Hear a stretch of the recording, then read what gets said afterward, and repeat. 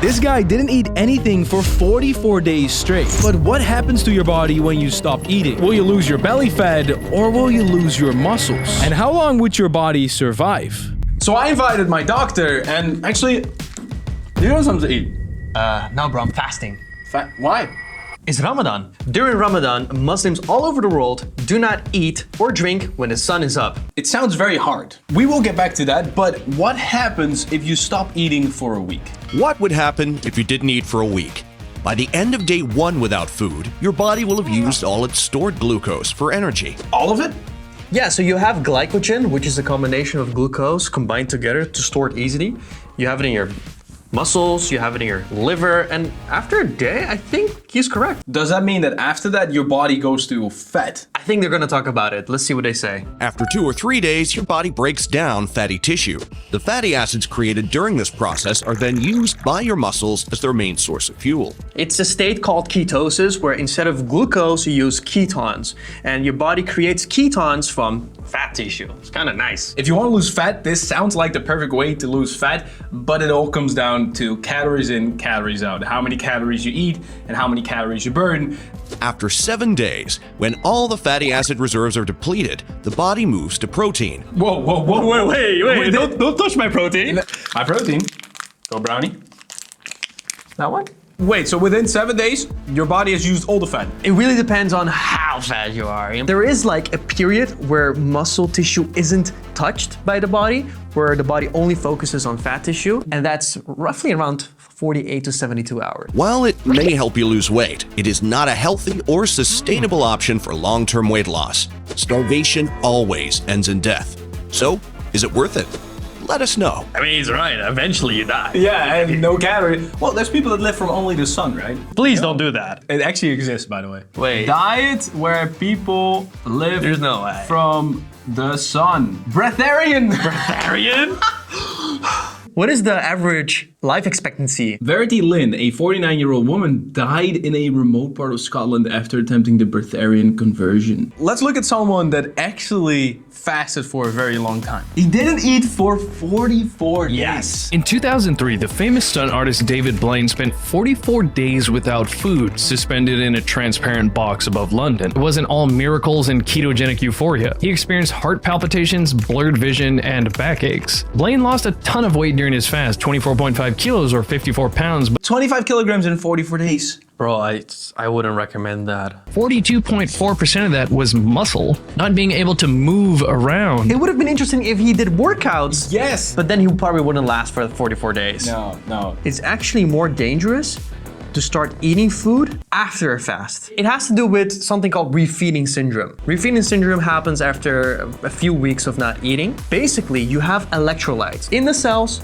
and outside of the cells. Outside of the cells, so in the blood, it needs to stay at the same height, like the same concentration. So what happens is your cells pump it out to your blood. But the moment you start eating, your cells get the signal it's safe to finally pull electrolytes from the blood into the cells. So your blood electrolytes drop in level because it thinks it's safe again. You can get a seizure, you can end up in a coma, you can literally get organ failure, your heart will stop. So doctors need to always be involved, checking your blood levels constantly after a long fast. So please, don't just try this. Should some people fast to lose weight, or is it the worst decision ever? Let's look at the signs. Okay. When you don't eat, your body enters a completely different series of biological processes that are just as necessary and beneficial as the processes that occur after eating. Sounds like there's also some positive. And if we go back hundreds and hundreds of years, there's obviously really good reasons that your body has these processes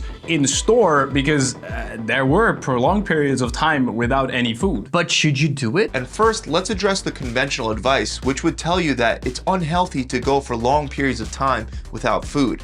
And I don't mean days or weeks, I'm talking about simply skipping meals. The truth, however, is that there's nothing natural about eating 5 or 6 meals spread out evenly over the hours that you're awake. This is super interesting because if you want to gain muscle, a lot of people do recommend eating a lot of different meals. He says there's nothing natural about having so many meals. So why recommend it? Well, for muscle building, it is kind of recommended. Also because muscle building, being extremely jacked, is also not a supernatural thing to do because back in the day, no one was or wanted to be super jacked. Fasting for certain periods can actually benefit your health rather than hurt it. I've noticed a lot of people after Ramadan, they feel quite good. They don't have the urge to eat constantly anymore, and it really helps building good habits when it comes to dieting. There's a lot of things to unpack with Ramadan, of course. Yeah. How are you feeling during these 30 days? So it's a lot easier now than 4 or 5 years ago. 4 or 5 years ago it was in the summer and the sun was chilling. It was up all the time. I think 19 hours at some point. Because you can't drink any water. Exactly. Do you still work out now?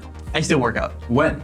I work out in the morning, but in those hard times 4 years ago, I did it right before eating. But around you, what do you see happens to the human body during Ramadan? A lot of people would say they lose a lot of weight, but I don't think that's always the case because a lot of people, they don't lose weight. Yeah, so there is a huge downside, and it's more a cultural thing.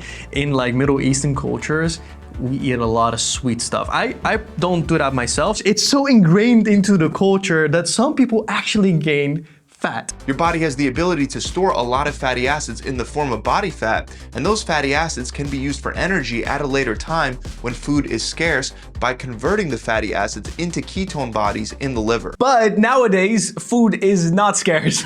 You store fat, but there is no later time where you can actually use that stored fat. But with glucose, it's an entirely different story. Your body can only store a very limited amount of glucose in your muscles and liver for future use, and this amount gets depleted after fasting for only about 24 hours. After that point, your body will have to rely on a different energy source in the form of fat. And if your body isn't effective at burning fat for fuel, this will likely lead to severe cravings, especially for high-carb foods. Now, if you've trained your body to use fat for fuel by, let's say, following a low-carb diet, a keto diet, or you've gone through long-duration fasting in the past, then you won't experience the same severity of hunger cravings. That's what I mentioned with Ramadan. That's why it's hard for the first week. In the first week, around 12 and around 6, your stomach's like, where's the food, bro? But after a week, that goes away. There is a benefit to fasting, which is if you are struggling with feeling hungry all the time, this will actually help you. This is due to the hunger hormone ghrelin, which has the effect of stimulating your appetite when it's released. So during those first 24 hours that someone will stop eating, studies show that ghrelin will spike automatically for most people around the times of the day that they typically have breakfast, lunch, and dinner. You should know that the data shows us that the spike in ghrelin is short-lived. If you just ride out that hungry feeling that you get, within about 2 hours from the initial spike in ghrelin, it should drop back down to normal levels, and your appetite will drop down as well. But then there's another spike coming up.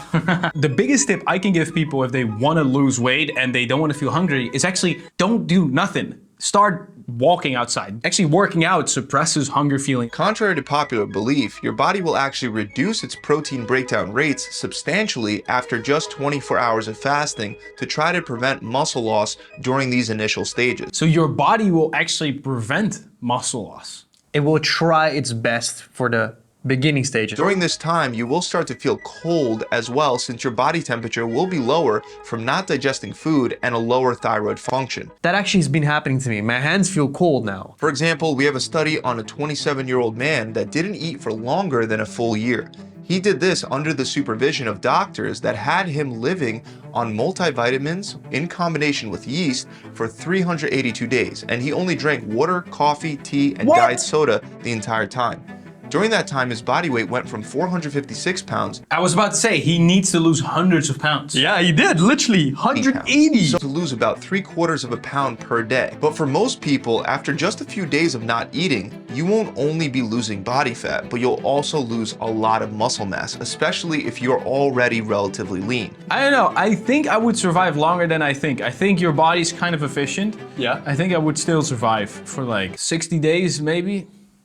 Nah, there's no way. After the first couple days, your body will also activate a sort of cellular cleanup process known as autophagy. I've heard this before. Autophagy is like a recycling process where your body gets rid of the dead and dysfunctional cells and turns that waste into materials that can be used for growth and repair. Your immune system will also improve thanks to autophagy. Your body will produce brand new white blood cells, which will be stronger at fighting diseases. Unfortunately, these positive effects on your immune system will come crashing down. I was about to say, when does this occur? One day in? Yeah, I wonder if he gives it like a concrete. Yeah, days. There are a lot of benefits mentioned. I mean, I'm hyped now, but also there's the opposite effect if you fast for too long. I want to know the time. Overall, not eating for a short time length, ranging anywhere from 16 to 72 hours, can be very beneficial for fat loss. let's do it. Okay, that's up to 3 days. That would have been my guess as well. Same. But 3 days is still very long. I like to do 1 day a few times a year. Just, you know, it feels sort of like a refresh of the body. Yeah. Like just to press F5. This was a great video. Make sure to check out the original creators in the description below. Make sure to subscribe to them. Check out those videos and smash the link. Also subscribe to us. It seems there's so many benefits to fasting as long as you're not doing it too long. But you can click fast on this video. This was the last video we checked out. Make sure to check that out. Subscribe to the link and hit that bell. And download our app. See you in the next episode.